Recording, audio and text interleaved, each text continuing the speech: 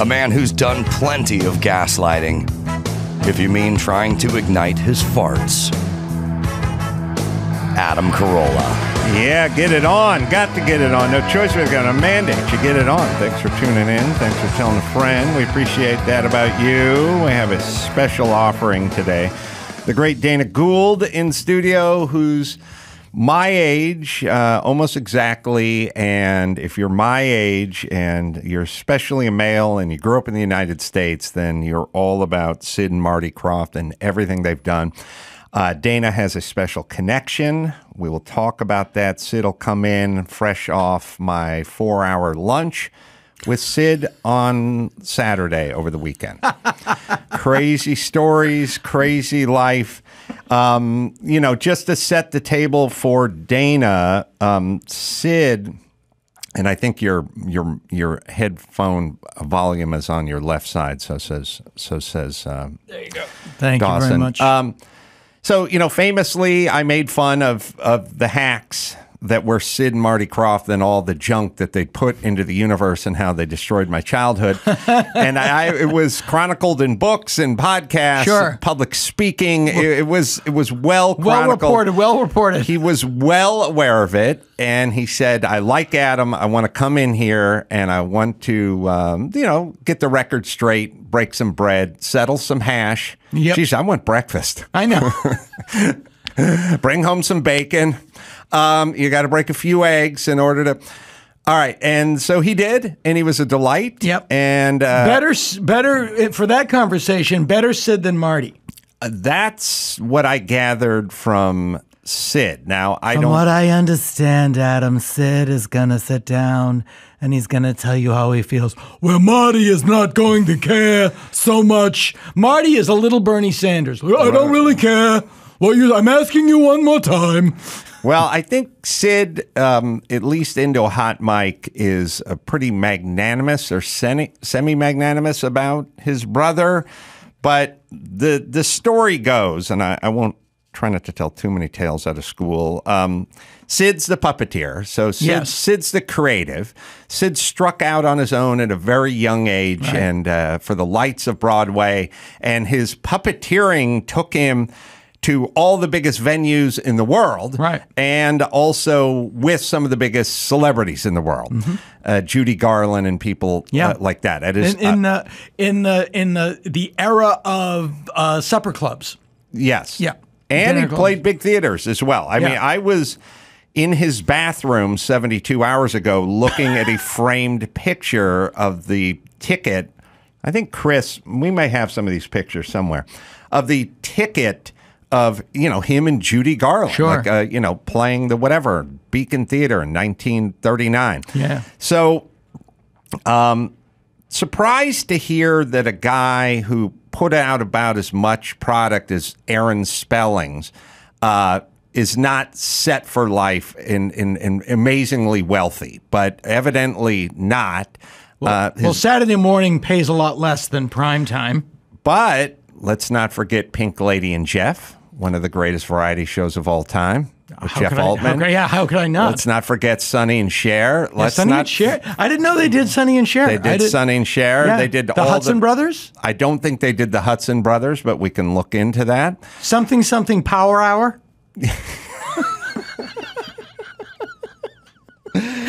Narrowing that down is like narrowing. It was the used car lot that used the phrase "dealing days." Yeah, it's like giving directions. Find them? It's like giving directions in Tampa based on the strip joint. Go down 4 strip joints. Or any kickboxer named Brad who went by the handle Bad Brad Hinton. It's like, can we narrow it down?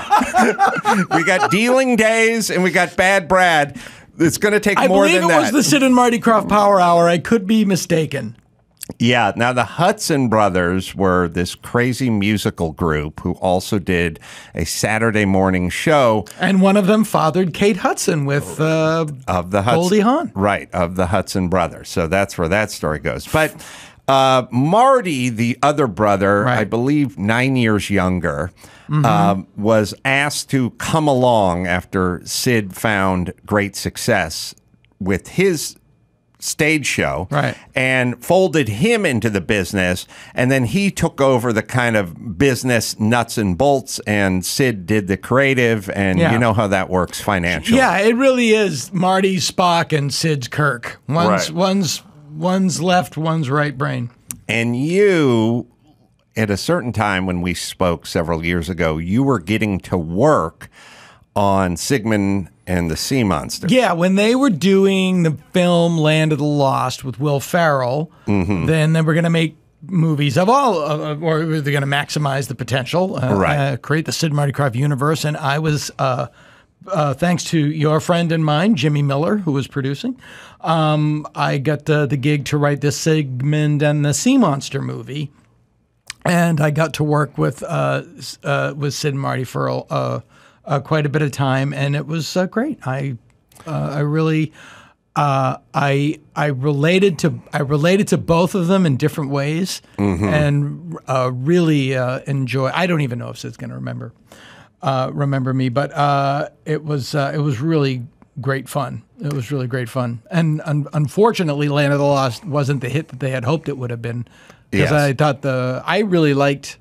Here's a sentence. Quote me on this. I really liked what I did with it. Yeah. Did you have any part of Land of the Lost? I did not. Oh, just so they were going to do Land of the Lost, and then they were going to ride that momentum into the rest of their catalog. Right. But of course, the way Hollywood works is if the first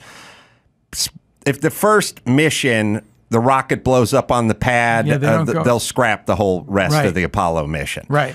All right. So, did you have that picture? You showed me a picture, Chris. It was kind of interesting. So, in his bathroom, by the way, there it is. Everything mosaic, and we can probably blow that up a little. I think it was. Now, I don't also believe, and I could be Judy Garland. Oh, and Frank Sinatra. Wow. And Donald. God. The hell? O'Connor. Donald O'Connor, and another big star at the time. Yeah. I could be wrong here, but there's a rumor that Sid is one of the original investors in Erewhon, the health food store. Yes. Well, he might make me a liar. Well, this it does stand to reason, because when I was enjoying lunch at his home 70-something hours ago, you really clocked this. It was a whole food, uncooked, all natural, whatever. Which he is still alive. On the other hand, my dad, 91, basically steak and vodka. That's all he eats. Raw vegan. I'm not lying. He's raw vegan. Well, I mean, this is. Please, everyone, we become sort of superstitious gypsies when it comes to this shit. They're showing what you had, and I can tell you it is a meal fit for a squirrel. He made his own hummus. I leave it to the professionals. That's not what I call it. I call it shooting putty at the moon. What's Andy doing in the bathroom? He's making hummus. He's 13. He's making hummus. Fresh pressed apple juice with ginger, of course, and then Alaska flown in. Sorry, I should say salmon flown in from Alaska. And Mel Brooks is also in his 90s, and he seems to eat. I've also had the but I've been very lucky to work with a lot of these people. I don't take it for granted, and I'll drop the names brazenly. He doesn't seem to. He eats pretty much what he wants. He drinks a lot of water. Well, and is exactly. I'll say this about Sid Krofft, Marty Krofft, and Mel Brooks. Having worked with all of them, they are all exactly who you want them to be. You know what? They're for good or for bad. Yeah, they're great. No, they're like none of them need to suffer fools. Right. They're great. They're solicitous. They're funny. They're pleasant. They're not divas. It's not like you meet somebody that you like and you're like, oh, Jesus. Right. They're like, Bruce Campbell's like that too. You're like, oh, you're just Bruce Campbell. From the Evil Dead series. It's like, you're exactly or the best example, and you confirm this, Adam West is the best example of that. Yeah. Adam West was 100% Adam West. Yeah. Shatner's kind of 100% Shatner. But to The that downside of that is Hasselhoff's 100% Hasselhoff, too. So there's some dark side to this. dude, I was in Berlin earlier this week. Uh-oh, here comes a Hasselhoff story. He's everywhere over there. I just got married and we went on our honeymoon to Berlin because, like all newlyweds, we wanted to see Hitler's bunker. Sure, and the wall. Yeah. But there are these posters all over Berlin of it's like Superman flying like straight towards you, but it's Hasselhoff's picture. It's got to be a bizarre life where you're so worshipped somewhere else. I guess we had this with Jerry Lewis in France. Although I have a theory behind that, the France worshiping of Jerry Lewis. France, it's a dynamic, but we bailed them out of World War II, and anybody who's had a ne'er-do-well brother who you've had to help out a few times financially, you'd think they would be kindly toward you. No. They resent you. And the reason they resent you is because of the shame. They know that you had to. And instead of saying, you've done so much, you've been so generous, the people you bail out the most hate you the most. And I think France embraced Jerry Lewis, not because they love Jerry Lewis. Because they think that's what they think of Americans. They want to piss us off. I agree. Fuck you. We love this guy. Not only did we bail them out in World War II, I believe it was Patton or the other American tank man. They were ready to roll into Paris. Right. And they had to stop and wait. Right. Like 2 days for de Gaulle to show up so he could do it first. De Gaulle of that man. So he could do it first. In the meantime, the Nazis are like, oh, we can take our time? Oh, great. We'll they're folding clothes. De Gaulle, someone should have known that you cannot win a war with that hat. You have to have the right hat. The Americans had the right hat. The Germans had the right hat. Many had the right. De Gaulle's hat was not going to win any battles. And Montgomery, the British commander, had of every British speech impediment. Oh, yeah. He was running the war, and he was General Montgomery. He had a beret. Right. Not a good hat either. He was like this is a weird conversation. But it is. Montgomery was how he would be played in a sketch. Mm-hmm. Yes, if Jim Carrey was doing Montgomery. All right, back to our dads for a second. So people should this know, conversation is the leading cause of vaginal dryness. Talking about World War II generals, and we'll dry it up. We'll throw a little more kitty litter down there because now we're getting into our pops. Yeah, your dad's 91. My dad's 91. Hey, when's his birthday? Don't know. Not too long ago. Okay, my dad turns 92 on November 3rd. So your dad may be 7 months older than my dad.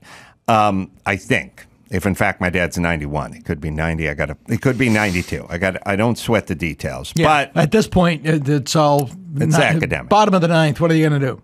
So my dad's 91, and he just sort of eats whatever, not badly, just sort of small portions and whatever he feels like, and he's around. And Sid Krofft eats raw vegan, and and your dad does the vodka with the steaks, and he's around. So while it's good to look after yourself, genetics, and people just live longer than others. I will say genetics, and I really do that. No smoking at a certain point. I think smoking will really. Oh, sure. There are things you can do. Yeah, for sure. But my dad does drink vodka every day. Really? Yeah. Still. And he drives. He drives himself. He was. Well, I can tell you a story. Please. My dad's from, as I've said in my act, my dad has two basic emotions, rage and suppressed rage. I just got married in August, and my dad and my sister and two of my brothers came out from Massachusetts for the ceremony. Small, second time around's a smaller affair. Sure. But they came out. Both of my brothers, and if you're listening, you know I love you. All these men, older than I am, all adults, homeowners, parents, they come out for the wedding. Not one of them, Adam, not one of them had a suit. Packed long pants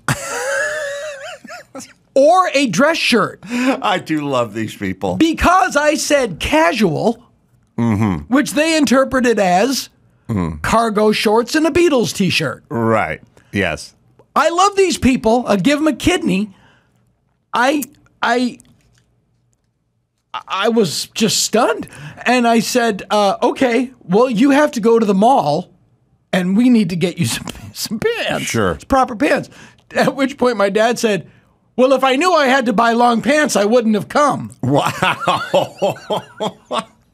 Because there's a lot, I imagine if I died first, they just like get the black cargo shorts. We're going to a funeral. I feel that I've ranted about this many times. My stepdad showed up, I believe, to my grandmother's funeral or somebody's funeral wearing a red members only jacket,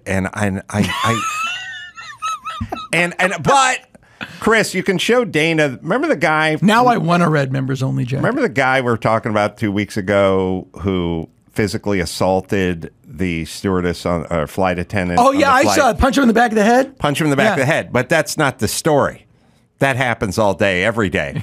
It's the artist's sketch of him appearing in court, and it's the shirt that he's wearing in court that I drilled down on, which is, I say that whether it's a wedding, a funeral, or court, everyone, maybe we'll do it. Like when you're born, we will give you a black V-neck sweater and a set of black Dockers, and you'll be set for life. That's all you need. We should, the state should issue it.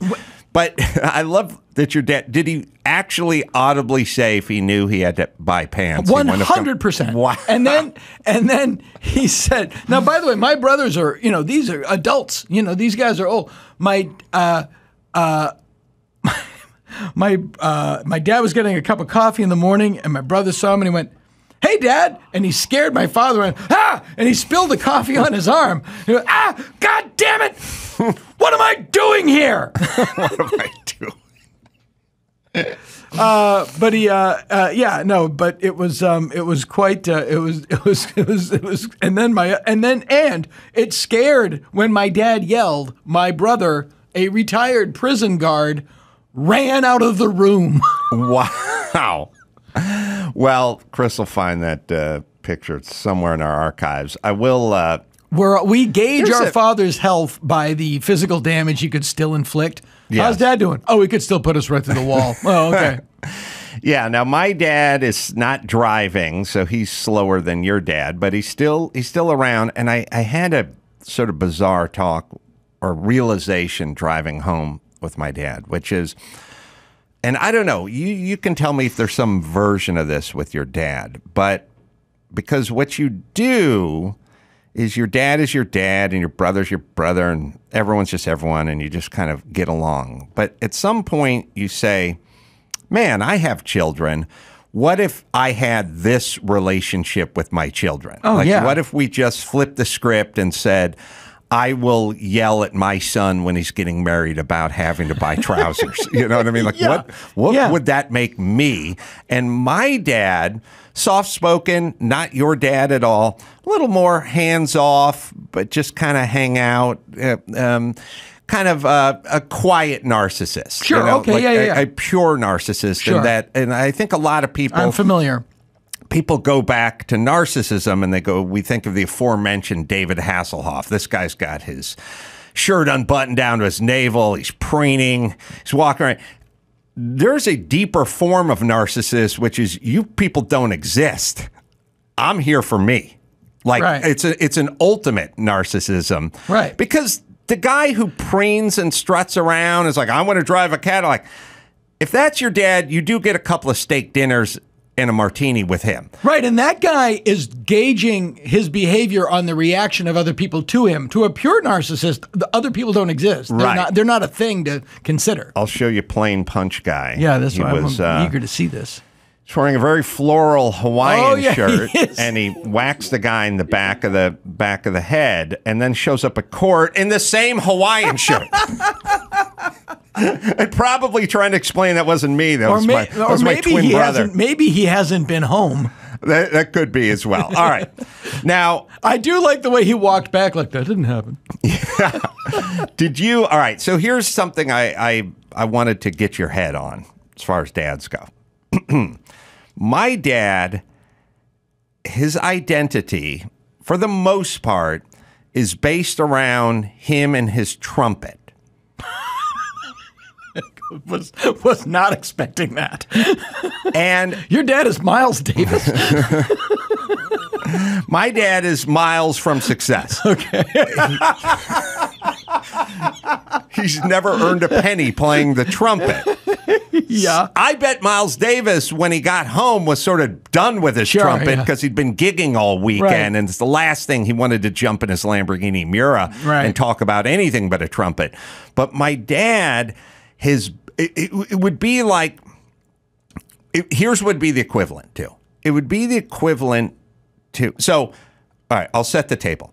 There are lots of conversations about me buying him a trumpet. There's lots of conversations about him playing the trumpet. The trumpet is always next to him, near him. Sometimes he's diddling around with the trumpet. It's 67% trumpet talk. Yet that was not his profession. And it's not my profession or my love. It's just this rando thing. I don't play, but it's essentially our relationship will be distilled down to, somewhere between 63 and 79% trumpet talk. Right. And I'm amazed at this. It is really equivalent to, let's just say I have a son. It would be the equivalent of me saying, I played a little baseball in junior college. I had some thoughts about playing semi-pro baseball, but it never happened, and I became a substitute school teacher. But every conversation with my kid, I had my mitt out and my ball, and we just kept talking about the mitt and the ball and baseball and Barry Bonds. And he had no interest in baseball. Sure. So that's essentially the trumpet version of my dad. I have a weird version that my dad, but it's amazing because it's an artistic endeavor. Like it's a cool thing.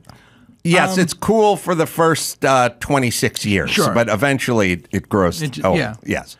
My dad's shtick is hunting. My dad lives to go hunting. And I have 4 older brothers, and they all hunted, and I did not want to go hunting. Right. Which could only mean one thing. I was a homosexual. Gay. Yeah. There was no other option. Well, bye. Yeah, nothing. No. And by the way, same exact story, Bobcat Goldthwait. Really? Same exact thing. His dad was a hunter. Yeah, and his brothers. And he didn't want to go hunting. I didn't want to go hunting. And he had it worse because Bob loves musicals. Oh, gay. Yeah. Bottom. Yeah. And that was it. In our house, my bedroom in high school, for whatever reason, had the gun cabinet in it. And I would wake up, and the first thing I would see in the morning was 12 rifles. Yeah. Just in the room. And, I'd never, it wasn't unusual to me at all because I'd never been in a house without a gun cabinet. Right. But it was just one of those things like, no, that's their life. That's what they want to do.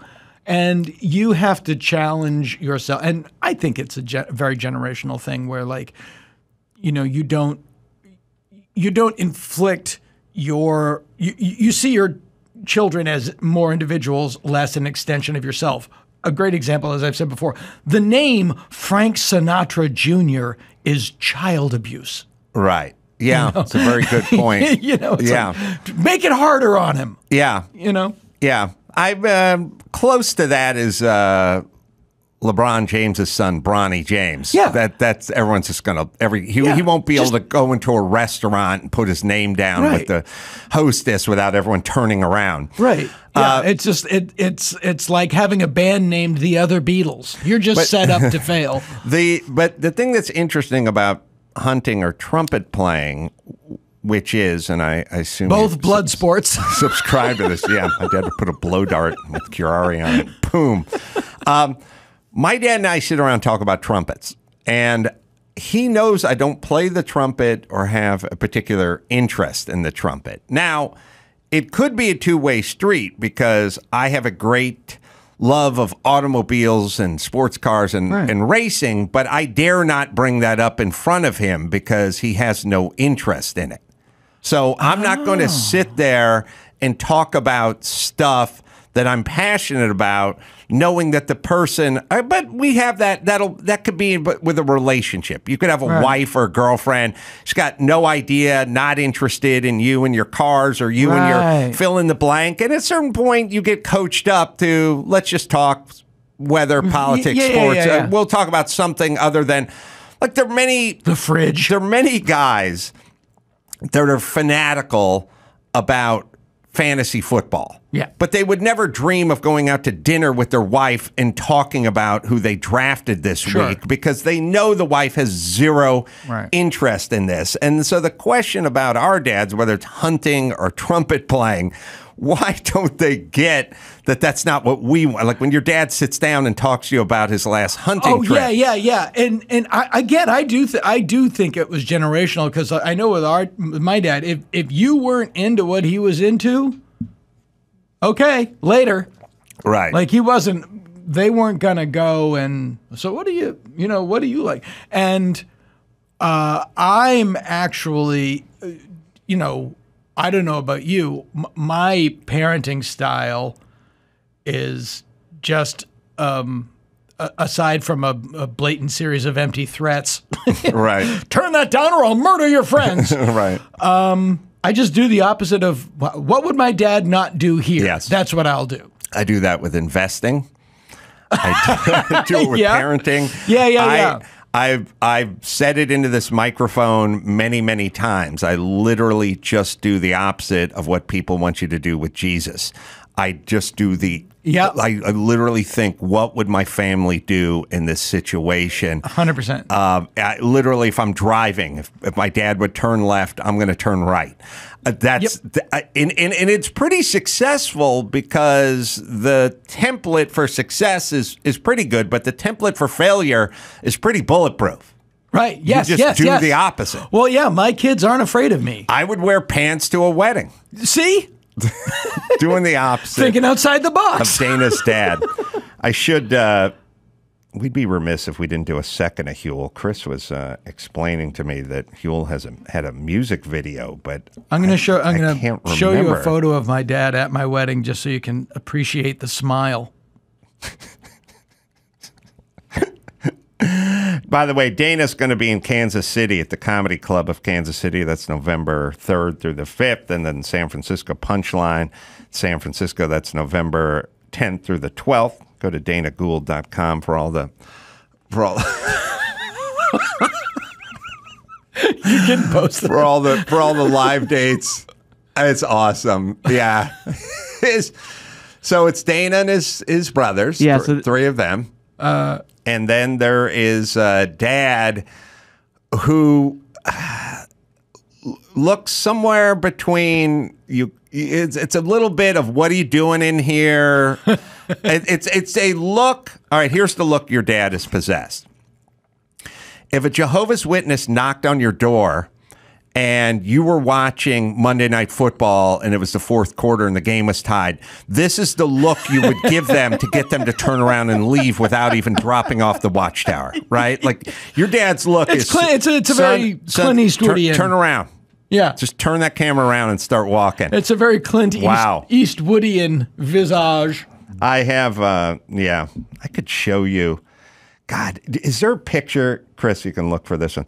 A famous picture of my family where everyone is sitting around the table outside and I'm craning my head. But much can be gleaned. Yeah. Much.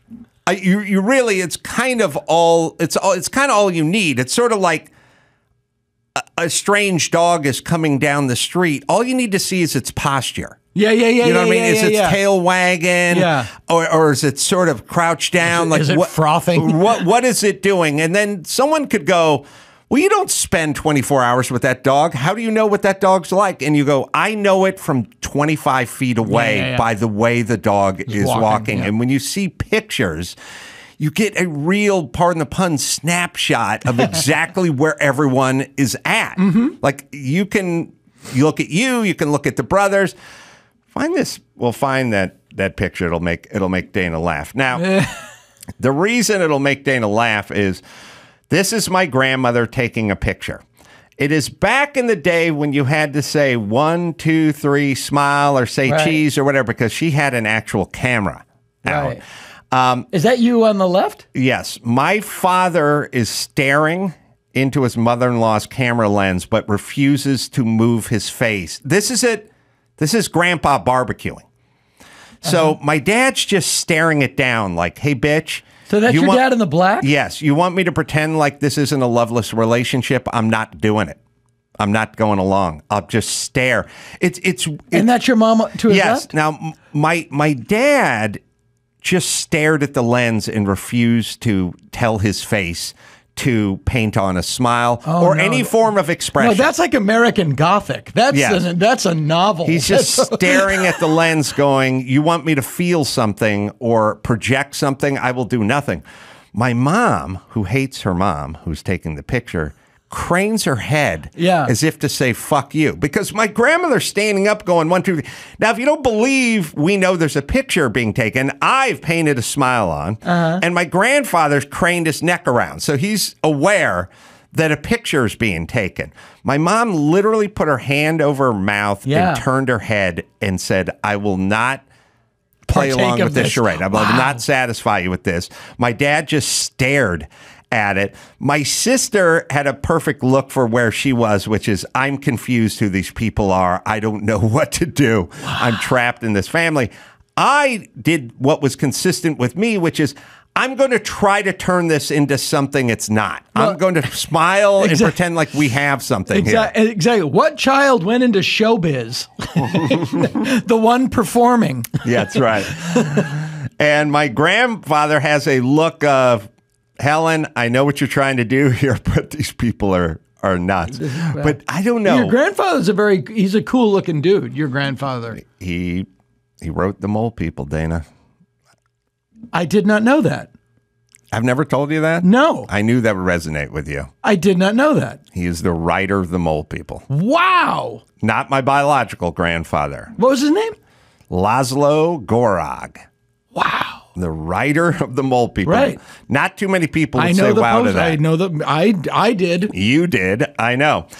Yeah. So this is, I don't want to be a one-upper, but I too have a miserable family that I come from. Your dad, the picture of your dad is.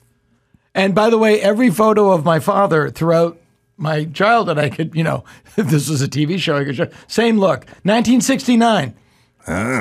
Yeah. Well, he's Clint Eastwood. That's awesome. All right. Oh, do we have the vid just to see if we have that before we bring in I've heard a Sid weird Krofft. story that there's some connection between Huell and Bob Crane. Oh, really? Yeah. That makes sense. Hogan's Heroes. So this video is from 2010. Huell went over to the Musicians Institute in Hollywood, and with the students there, they produced a cover and this music video of California, Here I Come. Oh, boy. I miss the man. He never got to did he do any, rape me again. I'm not the only one. I'm not the only one. I think he could do Hell is for Children by Pat Benatar. I think he could do Only Women Bleed by Alice Cooper. I can see paradise by the dashboard lights. He should have dropped an album. Trust me, you're blindfolded. The great Huell shall be missed. We have to find the Bob Crane.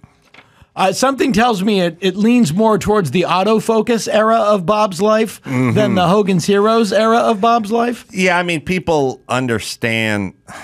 I mean, a lot of people saw autofocus, and they should. It's a good movie. But Bob Crane was kind of America's dad.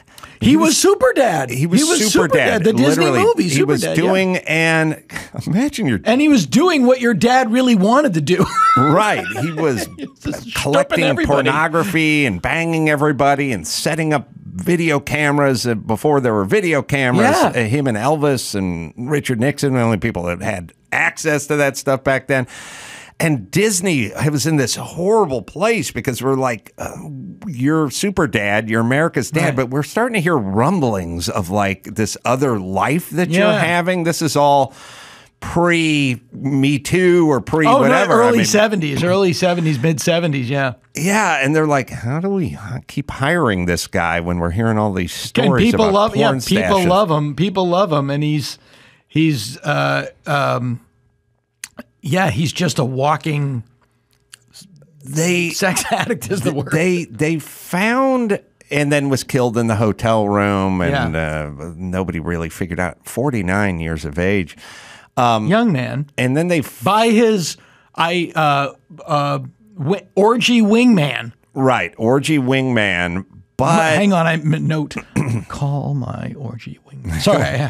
orgy wingman allegedly, but the guy walked free for like 20 years, and then eventually they got some DNA, whatever, and then I didn't know think they that. convicted him, and then he died. I think now Chris has to look, but I know Willem Dafoe played him in the movie. That's all I know. But the story was weird. He did not initially get arrested. He did remain free for an extended period of time, years and years and years. I bet Sid crossed paths with Bob Crane. Had to. If you were bopping around Los Angeles in the late 70s, 60s, yeah. early 70s, and Yeah. doing as prolific as they were, all right, we should ask Sid Krofft. Chris will find that story, or maybe we'll bring it back. But I think he was free for a long period of time. Wow. Then I think they finally had enough to get him, and then I think he died shortly after he got him. At least that's You can see the crime scene photos online, and it's one of those things where you go, ooh, and then you see it and you go, oh, why did they do that? Yeah. Yeah, so in it's November- bloody. It's killed with an extension cord or Yeah. something. Yeah, November 2016, the Maricopa County Attorney's Office permitted Phoenix TV reporter John Hook to submit the 1978 blood samples from Carpenter's rental car for retesting. Carpenter was the 70, Guy's name? Yeah, the from guy's name, yeah. 78. is his last name. Yeah. So nearly 40 years. Yeah, so the testing consumed all of the remaining DNA from the rental car, making further tests impossible. But 2 sequences were identified, one from an unknown male and the other too degraded to reach a conclusion. But Hook's investigation turned up 2 blood vial samples from Crane and Carpenter located in evidence storage at the Maricopa County Attorney's Office. Carpenter voluntarily gave a sample to Scottsdale police when he was questioned in 78. Crane's blood vial was recovered during his autopsy the day after the murder. Both were used as comparison samples for Hook's DNA tests on the bloodstains found in Carpenter's rental car, performed at the lab. And so they found the blood samples in 2016. Well, you know why a lot of But those. did they- You know why a lot of those DNA samples degrade? You don't put them in the cooler. All right, Hogan. I mean, Colonel Clink. The cooler. Oh, the cooler. Yes. Because the real Nazis had ovens, so That's we'll right. have the We'll cooler. have the cooler. That's right. Yeah, but Carpenter was acquitted and continued to maintain his innocence until his death in 1998. Oh, okay. So he hung out for 20 years. Oh, I got that right. Yeah. And then he was free until he died, but so he never got convicted. Well, he got Correct. posthumously kind of Yeah. whatever. Wow. That was pretty close. Yeah, the cooler, or you're going to the Russian front. Yeah, where the it was Russian also front. cool. That's where Colonel Clink was going to go if he kept fucking up Yeah, this you go to the Russian operation. front. Yeah. All right. Now well, you go to the Ukraine. That's right. We will talk to the great Sid Krofft, and again, just so people know, although I had him on the show not too long ago, I just want to get out the hit list: the Lidsville Bugaloo, Sigmund and the Sea Monsters, Land of the Lost, Lost Saucer, Electra Woman and Dina Girl, Wonderbug, Wow. Mutton Stuff, DC Follies. Always forget about the Right. Pryor's place. Richard Pryor's. Richard Richard Pryor had a Pryor's. morning gig over there. Barbara Mandrell and the Mandrell sisters, Pink Lady and Jeff. Far Out Space Nuts? Far Out Space. We got to ask them. They did the Lost Saucer. That was somebody else. I have mind-boggling Jonathan Harris news. Who's Jonathan Harris? Dr. Smith from Lost in Space. Oh, mind-boggling? Yes. Are you ready? Did he not hunt? Not gay. Not gay! He Not hunted! Gay, not gay, from the Bronx. Wife and kids. And a friend of mine told me a story, Jeff Bond, who wrote a book about Irwin Allen, that when Irwin Allen died, Jonathan Harris was talking about Irwin Allen's wife at the time. Let's say her name is Stephanie. I don't recall what it was. Far Out Space Nuts on this Land of the Okay, Lost. then I'll get the Donnie Jonathan Murray. Harris. Sorry. This is Jonathan Harris on Irwin Allen's widow. Stephanie's going to get the money, and she should get the money because she's a good broad. Wow. But Sid can verify or deny this. Sid might come in here and go, "Oh no, Dana, he was gay as balloons."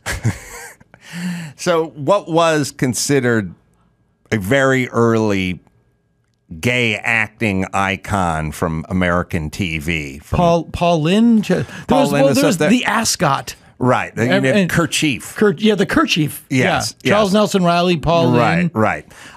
Confirmed bachelors. Yes, but The last words in every obit, never married. But from Lost in Space, the cowardly doctor, not gay. I was astounded. Mind blown. Yeah. All right. The great Sid Krofft will be in studio and reunite right after this. It's time to check Adam's voicemail. Adam, in 1988, I lived in Los Angeles for a short time doing summer school at the American Academy of Dramatic Arts. Got a job delivering pizzas for Luisa's Trattoria down in Larchmont Village. There was one customer that nobody wanted to deliver to because he was this weird guy that lived in a fancy apartment, and he'd always insist that you come into his apartment and he'd show you weird artwork in his bedroom. My manager told me that that guy had a TV show. His name was Huell Howser. You can leave us a message at 888-634-1744. Huell, can you substantiate that? I enjoy showing off my art, and there's really the only way to really appreciate art is not when you first see it, but when you see it the second time when slowly coming to on a floor. Oh, okay, Huell. So we can substantiate that story. You know how mac and cheese is better the next day? Mm-hmm. It's the same thing. Oh, coming to and yeah, you see seeing the art. then what I like to say is magic happens. And then you wake up a couple hours later on the floor and you get a better appreciation of it. Sid Krofft, legendary Sid Krofft in studio. It is so cool that you asked me back. Well, we had first off, we barely scratched your lotto ticket because 80 years in 82. 82 years in show business is hard to squeeze into a 45-minute interview. That's right. You do look fantastic, and you have not aged, because that was like 10 years ago. I think you need new glasses. No, that was like you. I have a mirror. I mean, send me a picture when you're 93, okay? Yeah. You look better than my dad. Yeah. His wife will do that because he'll be dead. Yeah, I'll be dead. Yeah. She'll be too busy tap dancing on the grave. Yes. No, I was going to say it was great. We had a lovely lunch. I was just going to talk about that. Sid's house is what you'd imagine, I think. I have seen photos of Sid's house on our friend Allison Martino's Vintage LA Instagram, which I highly recommend. It's very eclectic. It's very artistic. It's got a lot of reclaimed wood in it, bricks. Every piece of material started off life as something else. At my age, it's all reclaimed wood. It is all reclaimed wood. Wow, look at that. That's my bedroom. Sid's house, first things first, it is essentially, from a fire hazard standpoint, it's basically a bunch of pallets soaked in kerosene. I mean, it is you should not smoke in that house. That much I will say. But he has a well-trained bird Oh, yeah, Harley. Harley? Harley's the parrot. been with me 30 years. He's an African gray. Oh, Africa, yeah. He And knows. what a trip, wasn't he? Oh, yeah. Very. You don't. You see relationships with people and dogs and people with other horses and things like that, but rarely with birds this way. I mean, African grays and African blues, though, are freakishly intelligent. There he is. You know what he said this morning when I left? said He Marty said, was a douche. Okay, goodbye. Oh, really? Attitude. He's As got you left. There he goes. A lot of attitude. Yeah. So now, so we have to cover a few things. Did you know Bob Crane from Hogan's Heroes? No, I was thinking. I was watching the show out there, your show, before I came on. No, I didn't. I knew Manson. Really? Yeah, Wow. that was one better. Yeah. Well, let's tell that story. Okay, there was this guy. His parents left him, I don't know, a slaughterhouse in New Jersey, and he had tons of bucks, and he moved out here. I met him in New York. When Kennedy's wife, who Jackie O? Jackie O, used to hang out with somebody on Fifth Avenue. That music that he wrote, girls that. Oh God, I can't remember. All right, don't get mired in the names. Don't no, worry no, about no, it. no. I So, mean, I have. There aren't a lot of songs No, with girls in the title, so give me a minute. You got to remember, like I said, I'm 93 years old, so I have senior moments. But you knew Manson in New York, or is this in LA? out here. And this guy that I knew that moved out here had a big mansion, and Manson used to come over with all of the girls that he hung out with. And I would always leave because it was They so hung out at Dennis creepy. Wilson's. They hung out at Dennis Wilson's. Which was right almost next door to the murders, right? Yeah. The murders were in Terry Melcher's. Terry Melcher, who ran the Beach Boys' Brother Records. Dennis Wilson picked up a couple of the Manson girls hitchhiking. The Manson family basically moved into his house, and then eventually, they ate through it like termites. And he's like, "You got to get out of here." He had told Manson he was going to get a record contract with Brother Records, the Beach Boys record label, but he told Terry Melcher, who ran the record company, Doris Day's son, "You tell him he's not. Right. You tell him he's not going to get a contract." So what was your vibe off of Manson? But here's the thing. The story. Oh, come so on. Terry Melcher had a house, and he rented it to Roman Polanski and Sharon Tate. Oh, and Folger was there as well. Which was right next door to my friend. Well, he really wasn't my friend because, those were the days where we used to party. Yeah. Every day. Right. Every day there was a party happening. Yeah, I mean, this is Los Angeles, late 60s. 60s. Yeah.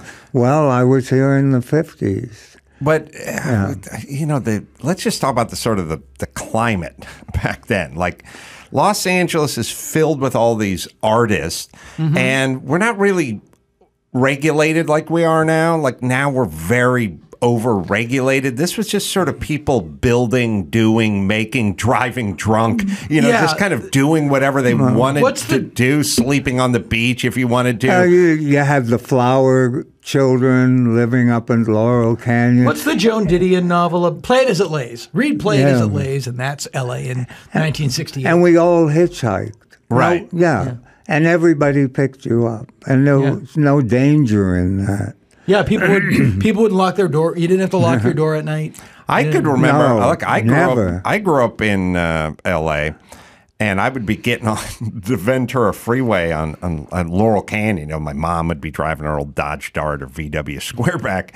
I'd see guys standing on the on-ramp to the Ventura Freeway off of Laurel Canyon in Studio City. They have a sign up that said San Francisco.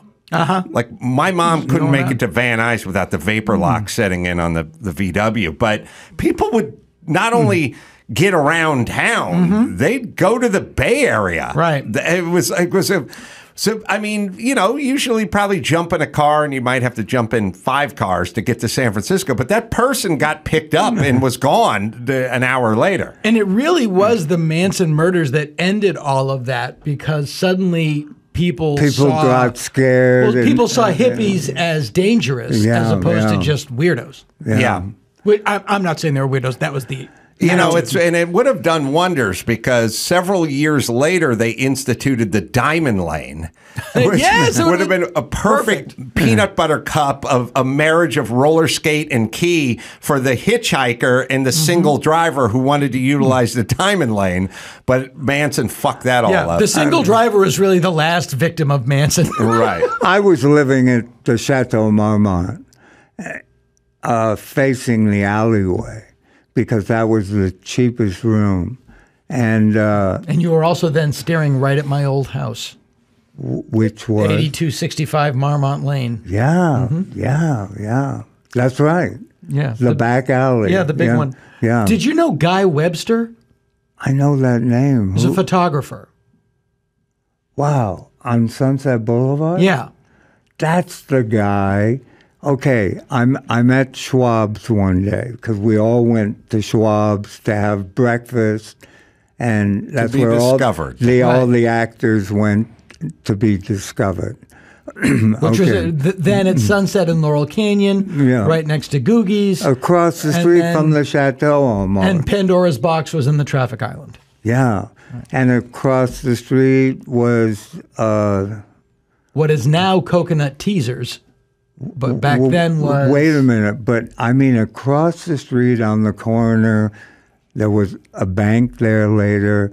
What was that called? The Garden of Allah. The Garden of Allah. That was the big whorehouse. Right. Wow, there's a big whorehouse. That's how I know. Oh, no. That's where all the actors went secretly to get lucky. Yeah. Well, you ain't getting lucky if you pay for it.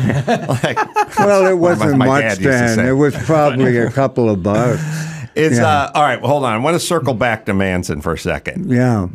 By the way, fun fact, 5'4". Oh, really? By candy standards, fun size. Fun size. Very short. Napoleon complex for sure. Did you know him? Did you meet him? Did you discuss things with him? Or did you get a bad vibe off him? Immediately. I got the hell out of there. You know, it was so creepy because it was like a cult. And everybody felt like he was like Jesus. And he looked like that. You know, long hair, everybody that was with him didn't have shoes, and hippies. They were flower children. Yeah. And they'd all come out here for looking for something. Lots of daddy issues. Yeah. Perfect fit for him. But I got to tell you something. Like I said, we used to hitchhike. Jack Cole lived up on Lookout Mountain, and I used to walk up there. Who's Jack Cole? Jack Cole was a troupe of dancers, like a ballet dancers. But not ballet. It was a troupe, famous, the Jack Cole dancers. And Marilyn Monroe, every movement that Marilyn Monroe made in all of her movies, Jack Cole trained her. And she would not be without Jack. And I used to walk up to his house that maybe took 45 minutes to an hour because he lived way up on the top of the hill there. And I was so fascinated because my whole life I wanted a house. Wouldn't that be incredible?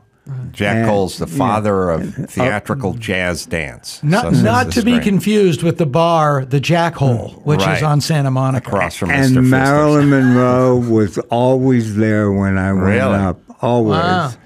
And all she talked about is she said that, you know, I'm known for showing up late. And she said, it's not my fault because I can't get a night's sleep. And, you know, and she Right, yeah. And it was like Michael Jackson, that was a really good close friend of mine.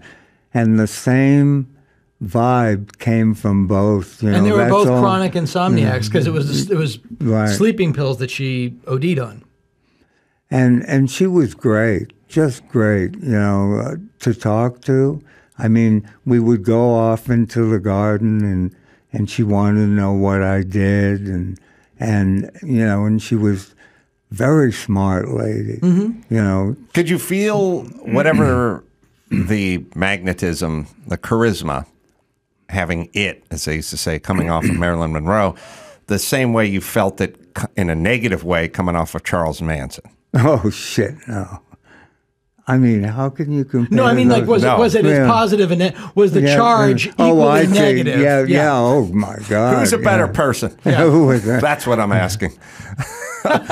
Or Marty Krofft. The jury's still out. Charles Manson. Now wait a minute. Yeah, no, I'm saying you get a very bad vibe off of Charles Manson. Did you get a very good vibe off of Marilyn Monroe? Totally.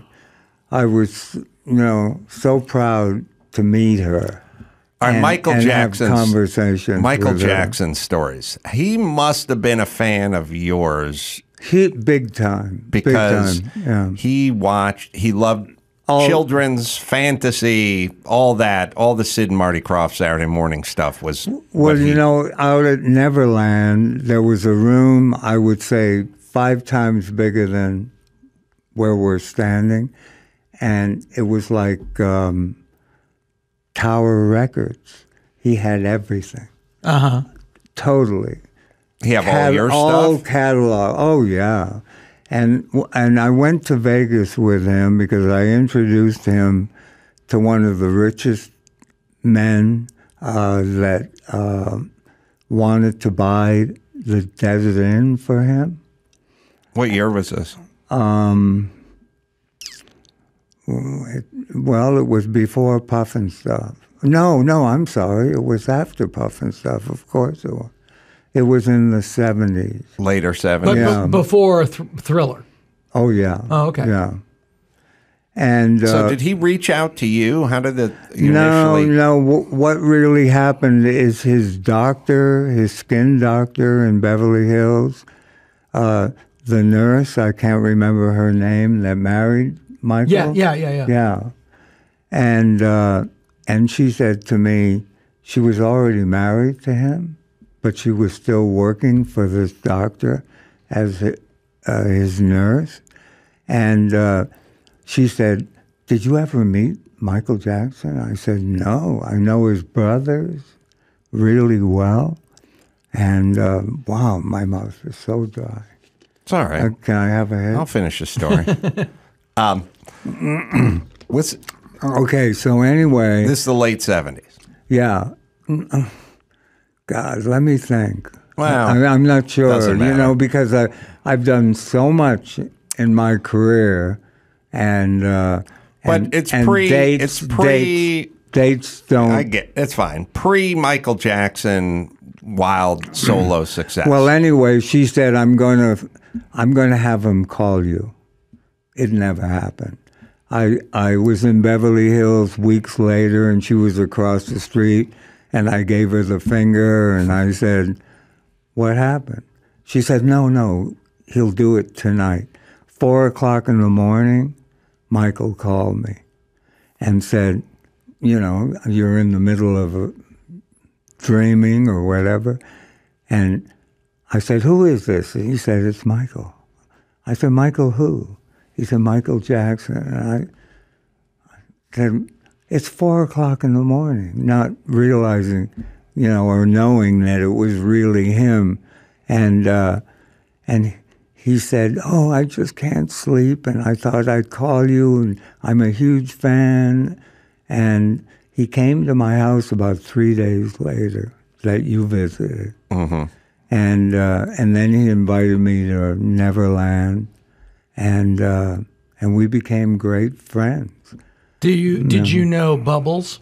Oh yeah, the first time I went to Neverland, his chauffeur picked me up here in town and drove me there.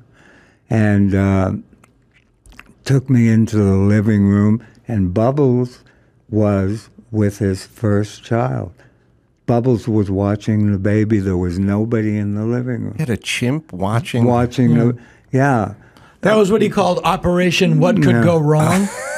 Jesus Christ. And Rashida Jones told me a story that she has a bite mark on her hand from Bubbles because he would take Bubbles over to the house because her dad is Quincy Jones. Yeah. And Bubbles bit her on the hand. Well, Bubbles wanted me to pick him up, and I did. Michael was watching in another room. And then Bubbles went, and he wanted to go back down on the couch. And then Michael walked in and said to me, "Wow, you really love animals." I said, "Well, I do, but I love children more." You know, and it was like, wow, wasn't there anybody in the room? You know, with a chimp, which the chimp now was found watching. out through Oprah that they can turn on you. Well, the story again. Bobcat told me a story that towards the end, when Bubbles was older, before he went to a place for chimps, Center for Great Apes in Florida. right? Yeah, he was in a cage at the back of Neverland. Wow. But Make-A-Wish kids would still come, and they wanted to see Bubbles, and Bubbles would hurl his feces at them, which was not their stated wish. Oh, you mean when you only have months before you're claimed by cancer? But that would they would Wow. go to see Bubbles, and Bubbles would rock it. Well, Bubbles was born in 1983, so this story's timeline is ahead a little more than the late 70s. The only story more tragic than Bubbles is Elvis Presley's chimp, Scatter. Oh, I knew Elvis, but I didn't know his chimp. Well, my knowledge of Yes. celebrity chimps is why my life is an avalanche of the finest ladies the especially Southern the young California ones. has to offer. Now, wait a minute. You're saying that Bubbles was born in 83? Well, according to the internet, I'm just going Really? off of, Wow. of what I... Yeah, and Neverland was later, Neverland didn't too. happen until Okay. after Thriller, so this had to be in the 80s. Okay, it is the 80s. All right, Definitely. you're forgiven. But he's the Definitely. biggest star on the planet, and he wants to hang out. Was his voice the same on and off the air, so to speak? Yeah, like Mae West. You know, Mae West, that was her character in real life. And Michael, very soft-spoken, even more than me. And he was very cool. You know, he was like a little kid. And he would come to my house with a water gun and sit on the floor and shoot water at me. He was like 40 years old. You know? He was a trip, you know. And I don't believe, I'm sorry, but I honestly don't believe any of those stories because, you know, he really got along with little kids. Because That's not the best line of defense. Well, wait a minute. No, Love them. So because much he he was showered like with a them. little kid himself. He would climb up a tree. He loved my tree house, you know, and he had this tree that he would climb up like a little kid. Do you have any good Billy Barty stories? Oh, I love Billy Barty, you know. How many shows did Billy Barty do with you guys? Almost every one of ours. People you know. need to understand that Billy Barty was the Little person. little person that did everything. It was all over my childhood. Yeah. We had, you know, growing up, there were like 4 guys who played bikers. And they would just go from Right. movie to sitcom to movie to whoever. If you needed bikers, there was a fat guy with a beard, Right. and there was another guy. There's just like 4 guys. And Billy Barty was the little person. Yeah. I went to school with Lori, his daughter, a daughter. who was a little person, but his son wasn't. That was, happens. Which No. was interesting. But Billy Billy- lived yeah. in Toluca Studio City area, and he was a big star. Yeah, well, he not a was a big huge- star, but Well, but I work with him in vaudeville. Oh, really? Yeah. You go all the way back to vaudeville with him. Oh, and burlesque and shit. But he was a real like cigar chomping, like he was a pro. Oh, he found all the little people for me.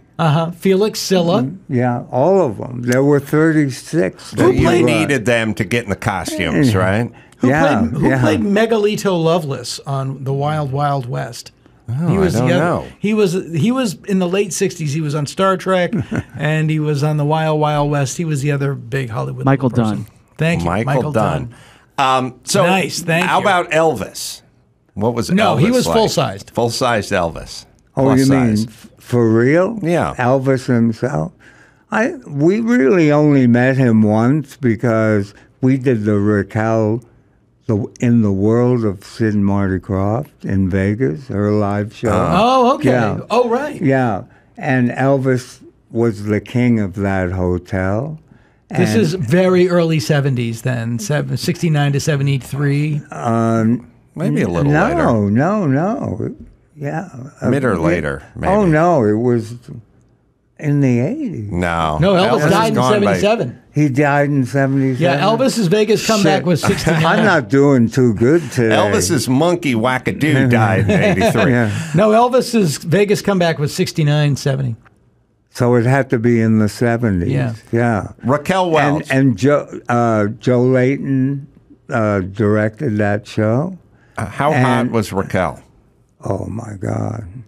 On opening night, I was in her dressing room, and she said, "Sid, what if I faint on stage?" I said, "Don't worry about it. We'll close the curtain." You know, she was like I'm sorry to say this, but in Vegas, like a robot doing that show. When we went to Tahoe, she had it, all wrapped, and she was terrific. But in Vegas, she just did, everything that she was told to do. There she is. She's just a beauty. Okay, and she was with a dinosaur puppet there. Sid It was told all me, puppet. Oh, yeah, because it's a 1 million years BC sketch. And Raquel came to my house one night for dinner, and you saw my bar stools, let me describe Is that what this. you were going to... I was. Yeah. Sid has a bar in Yeah. his home. He has bar stools. They're unconventional bar stools. They're the beams from the barn. they're made of barn beams. Yeah. They are 6 inches by about 16 inches Yeah. and reclaimed lumber. They're mounted, fastened to the floor. They come up at a little angle. You sit on them, and they're carved out Right. to a buttock shape. Got it. And Sid was telling me that the template for the butt shape was Raquel Welch's. I see. If you knew the stool she sat on, All of you them. you could boil them and make soup stock and sell that.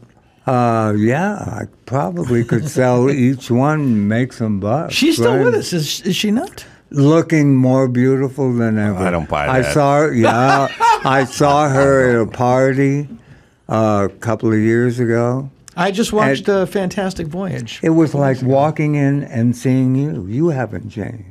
I say the same to you. Well, now you're getting too No, carried no. away. In all honesty, Yeah. you look great. Thank So you. you met Elvis in Vegas with Raquel. Well, opening night, he gave us a big flower horseshoe. Oh, the horseshoe. Wishing, Yeah. wishing us good luck.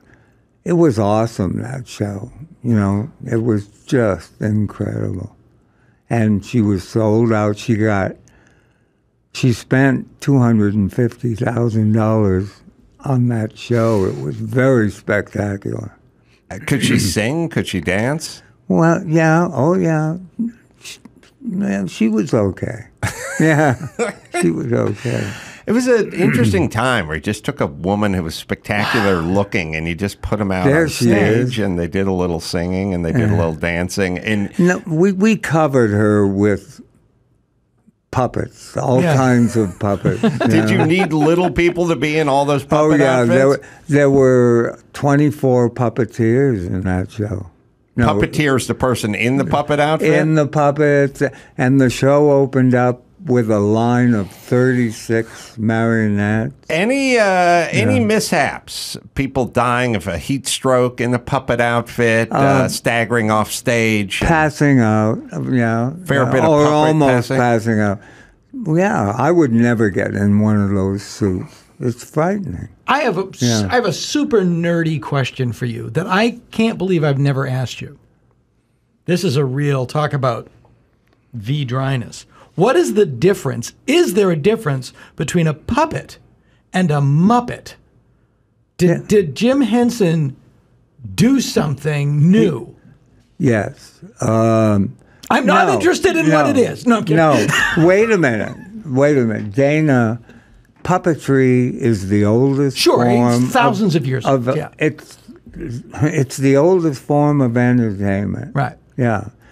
And there's like 58 different kinds of puppetry. Right. You know, I just made a list not too long ago. Back in China, shadow puppets and Jim Henson doing life-size half puppets. Okay. You know, and they're rod puppets, and putting a puppeteer to operate not only their hands, which are real, and operate their mouth. Yeah, now It takes two puppeteers. That's the thing that I didn't realize. Yeah. Bert and Ernie, Yeah. it's two people to operate Bert and Ernie, correct? Wait a minute, 2 people, Oh, no. 4 people. Yeah, 4. No, that's what I meant. Yeah, Bert was 2 yeah. people and 2 Ernie was 2 people, people. yeah. Right, yeah. But you know what I want? That's what I Phraseology meant. was weird. You know what I want to talk about with you? Sigmund and the Sea Monsters. Sure. You know, I mean, that's where we met, Yes. and we were going to do a movie. And I insist it would have been great. Many, many years ago, there was a guy that stood on 6th Avenue, and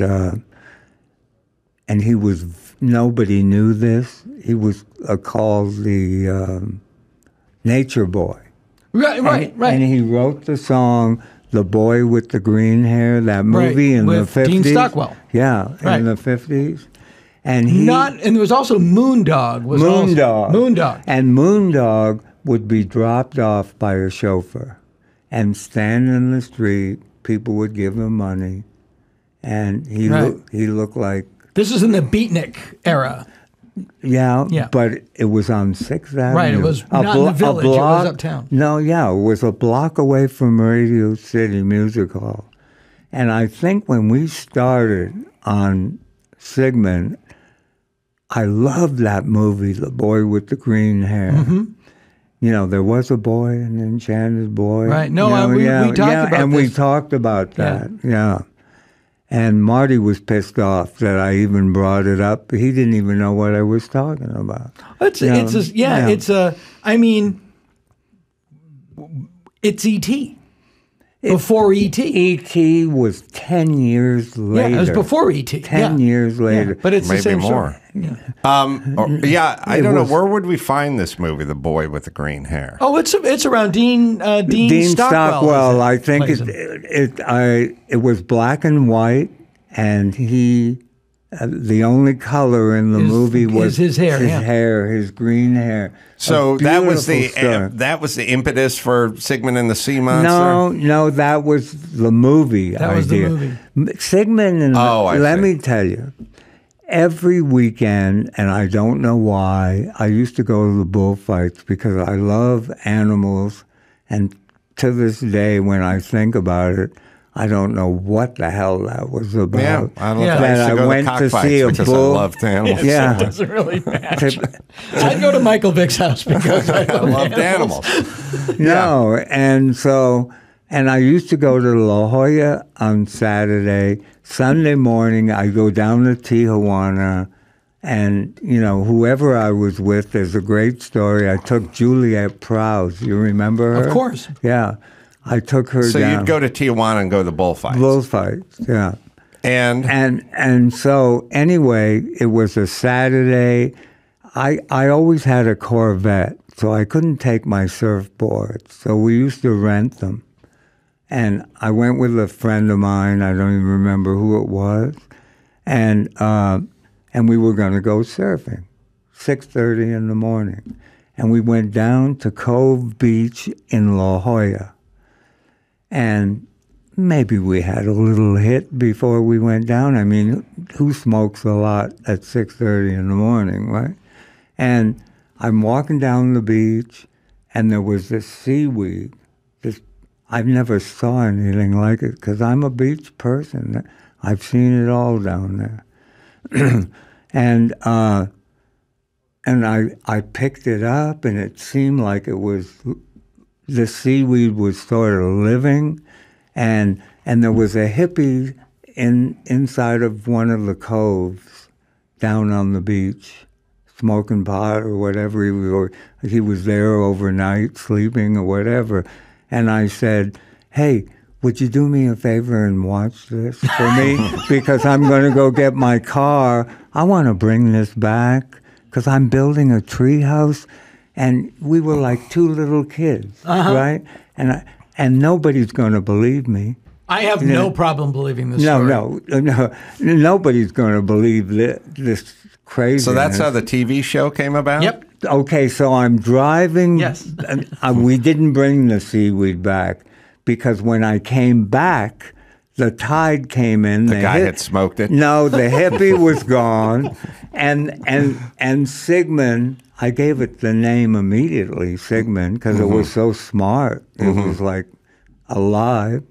And Sigmund was waving in the ocean. We tried to swim out to get him, and it was so rough that there was no Sigmund wherever he went. He had a family. And everybody has a family, right? Even though he's a piece of seaweed. So what's the next process? You come back. No, I'm driving back with my friend. We're driving back after the bullfight, and it's quite a trip, to come back to L.A. And I'm going, holy shit, this is the next show. Wait a minute. We're two kids, and we hide them out in my treehouse that I'm ready to build, and I go through the whole, and he's got to have a family, All in the Family was a big hit then. That's right. Yeah. That's right. And so that was, a Sweet Mama and Big Daddy, Big Daddy was Archie Bunker. Yeah, with their voices. And then I came back, that was Sunday, I come back to the art department, because it was tough. Every year, all three networks would wait to see the insane Sid Krofft come in. What are you going to do next season?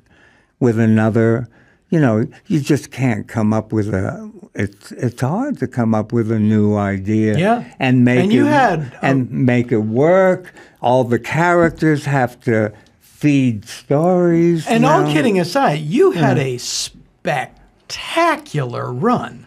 Holy shit, are you kidding?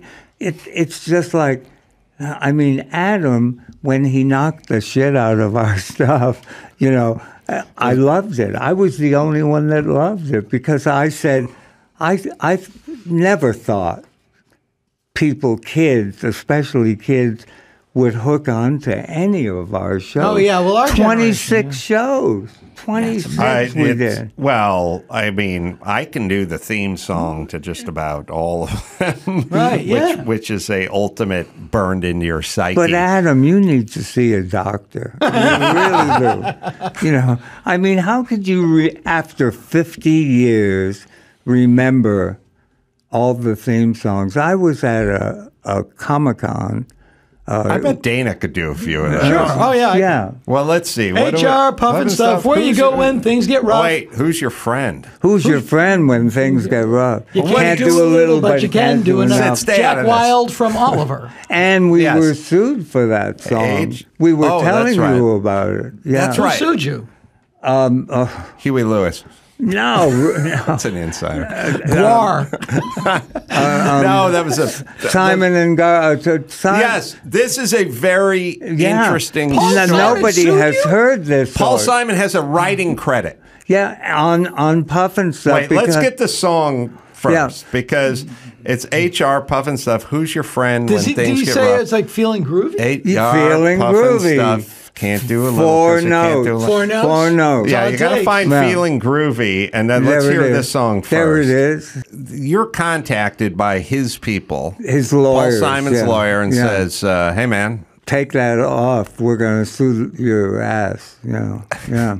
And the way they settled it was how? To give him credit. He's got credit on it. And that way, ASCAP, he gets a little ching-ching every time. I guess. I don't know. Yeah. I haven't seen any money right from the beginning, so what do I know? I don't even drink the water. Yes, this water. Here's a similar story. So Gene Roddenberry hires Alexander Courage to write the theme to Star Trek. He gets the theme.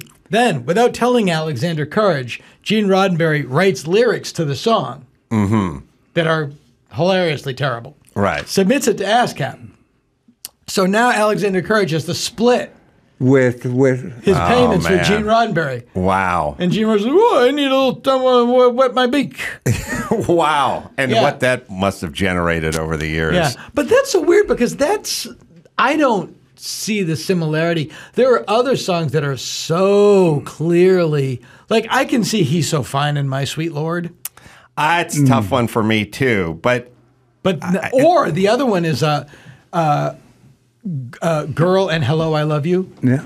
Girl, I want to be with you all of the time. Hello, I love you. Won't you tell me? Yeah, you're exactly right. Well, the thing that's crazy, they didn't sue. What Chris has to find is Soulfinger, because I bring it up all the time. The thing that by the bar case. By the bar case. The thing that's funny is Ghostbusters. Oh yeah, was sued by Huey Lewis because it sounded like I Want a New Drug. I Want a New Drug, yeah. But it really, the Bar-Kays did Ghostbusters before. Oh my God, you're right. You're right. So it's ironic that they sued Huey, Huey sued them. Right. But the Bar-Kays should have sued. Yep. And they even they go Ghostbusters, they go Soulfinger. Yeah, Soulfinger. Yeah, no, you're right. You're right. I had never heard that. You're absolutely right. Again, a panty dropper for any of the 24-year-old ladies listening right now. This is the sausagist party. I saw... Well, you know what it is. I'll tell you what it is. Because Sid is 93 and you're 58, but your combined age is 2057 of the knowledge and the references. Why did 67? Why did the original father leave in Land of the Lost? I believe he was replaced by Ron Harper. Yeah. Again, you know I'm going to take this. I'm going to take man. this into like the arid. Yes. You know what? Litter box. You're going to have to ask Marty that question because it's like Lenny Weinrib, who I found. He was in a show off of Hollywood Boulevard, the Billy Barnes Review. Okay. Remember that? Sure. No, but I take your word for it. Yeah. And that's where I found all of our voice people that recorded for my puppet shows. Right. So when Pufnstuf happened and all those other shows, Lenny wrote the original script and he did the voice of Pufnstuf and many of the characters. Brilliant voice person. Did you know? No, I didn't. I Lenny didn't. Weinrib? Oh, my God. But I know the theme of Land of Lost. Marshall, Will, and Holly on a routine expedition. Oh, you're going up. Yeah. You're hitting You're going up. I'm singing like Huell. It's Marshall, Will, and Holly down on a routine expedition. And bowers of flowers. Quake ever known. High on the the rapids, it shook their tiny raft and sent them down 1,000 feet below To the land of the lost. You guys, Can I say this? No, you guys have to control yourself. You know what I mean? Ask me my what? kid's middle name, Dana. What's this fuck over there? I don't know. Women who are near the building who have no idea what's going on are just, let's get out of this neighborhood. I remember, like, having, Dana, do you remember this? So what happens is you're 10, 11, 12 years old. Yep. You have the brain of a comedian, but you're unaware of this Yes. because of your dad and your mom and your Yeah. environment or whatever. But you start having thoughts. Being a comedian, it's like being gay. It's like when you're 11, you're like, I like that guy Josh over there, but woo, that's weird. What is that? No, come on. You're getting married. You're going to have kids. You know, this is like so these funny flashes like pop in your head, and then you go, ignore it. You're going to be a cop or a fireman. You know, keep walking. I remember listening to Marshall, Will, and Holly. I was 11, you know, on a routine expedition. And I was like, well, what the fuck's a routine expedition? There's no routine expeditions. Well, it rhymes. It has to rhyme. Routine doesn't, you're flying in the face of expedition. When Admiral Byrd didn't go to the South Pole in a routine. There's no routine. I just told this story 2 days ago, and I've never said it since. My first bit, I was 8, and it was the lyrics to the theme to Kung Fu. Oh my God! And Wait it was a minute. it was like, oh yeah, no, there are lyrics to that. This was my bit that I wrote. Oh, at yeah, because 8. there are no lyrics Right, to it. but at 8, I had this bit, and it Right. was Kung Fu, Kung Fu, Kung Fu, Kung Fu. Like that was it. But like at 8 years old, like I got a bit. I did the same thing with the theme from SWAT. This is us, jump through windows, and we're pulling down a perp. We're SWAT, ba-dum-bum. Like, it was weird. The comedic mind was filling in weird things. And so Kung Fu, so we're the same age. So we're having these thoughts when we're 10, 11 years old. I was doing observational Kung Fu humor because I was saying to everyone who didn't want to hear it when I was 10, like, this guy walks into town barefoot with his flute. He says he wants water, and that's all. He means no harm. He simply wants a glass of water, and then he's going to leave, but he means no one no harm, and then proceeds to kick the shit out of everyone in the town every episode. Right. So does he really not want trouble? Because he beats the shit out of every townie every episode. I was doing like observational 10-year-old guy humor. Here is my observational 10-year-old guy joke about Kung Fu.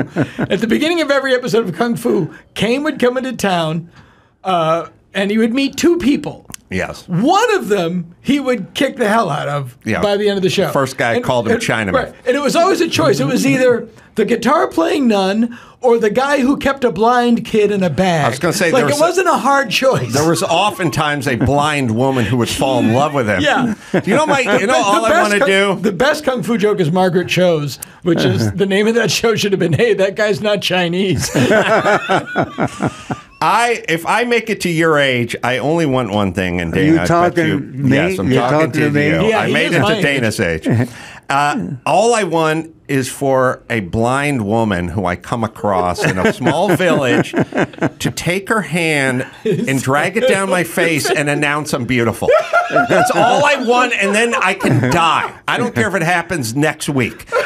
I will fucking be smiling as I'm heading down toward the earth. That's all I want. The back of the hand, drag along the cheek, and announce that I'm beautiful. God, I love that. That'd be awesome. When you find that woman, would you call me? I'd like to travel with that woman.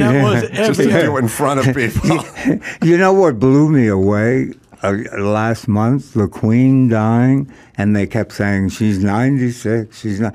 And I suddenly thought, holy shit, I'm 93. I only got 3 more years. No, you can keep going. You go well past the Queen, and you've been much more productive. All right, let me give a plug. Well, you create art, And I'm going to tell you, you fill out a gown.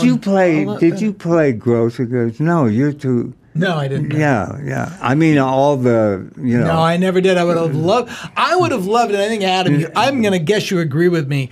I would have loved to have gone back to the days of like supper clubs, like you wore a suit. Yeah. You had to wear a suit. Come on. Yeah, I everybody played wore the a suit. Coconut Grove. Yeah, no, I know. No, listen. On Tuesday night, you had to wear a tuxedo. Right. And the women had to come in a gown. And, I worked there with all the big bands, like, Harry James. That's where I met, who was he married to? Oh my God. Wait. Big movie star. Yeah. The Rita pinup. Hayworth. No. Harry James. Harry James was married to Betty Grable. Betty Grable. Wow. I should know it like my own name. And we used to, Betty Grable, when I was with Judy Garland in Miami at the Fontainebleau, Betty Grable was playing at another hotel. I knew her because of Harry James. And we used to get on the bus. She'd go in disguise because she was a big famous. star. Yeah. She was so famous. And we get on the bus on Collins and just listen to the people. That's what the comedian. Remember Jackie Mason? Sure, of course. Used to get all of his material. He'd just get on the bus and listen to the... I know him as the voice of the Aardvark from the Anteater and the Aardvark. That's right. If that, in fact, was him or someone doing it, Jackie Mason sounded like. Because they were not ashamed of just ripping, like the guy that does Phil Silvers on Top Cat. Just be that guy. Oh, yeah, they would just tell everyone, be that guy. By the way, if Paul Simon can sue you for the HR Pufnstuf thing, which Jackie Mason can sue because that wasn't Jackie Mason. How can the Honeymooners not sue the Flintstones? I mean, that's All right, we could go on forever, but unfortunately, we've come to the end of our time. No way. And we've ended the show, and we've ended the show on such a timely observation. Why didn't the Flintstones sue the Honeymooners? I didn't get to talk about Liberace and all those other people. I can't imagine there's any interesting stories about Liberace. All stories for another day. You go to DanaGould.com because he's doing live shows everywhere. Kansas City coming up, San Francisco as well. Sid, his Instagram show, Sundays with Sid, new episodes, 3 p.m. Pacific every Sunday. I'm going to be on. Dr. Drew's going to be on. I think Tom Green. We're going to get you loaded for bear on that show. I'm going to do it as soon as I can. Hey, it's that Bill Maher. Oh, Bill Maher, yeah. Oh, God, I love him. All your favorite neighbors. I've never missed this show. You can, San Diego Mic Drop Comedy Club coming up October 28th and 29th. 4 shows there, live pod and stand-up as well. And until next time, Adam Carolla for Dana Gould and Sid Krofft. Thank you. Mahalo.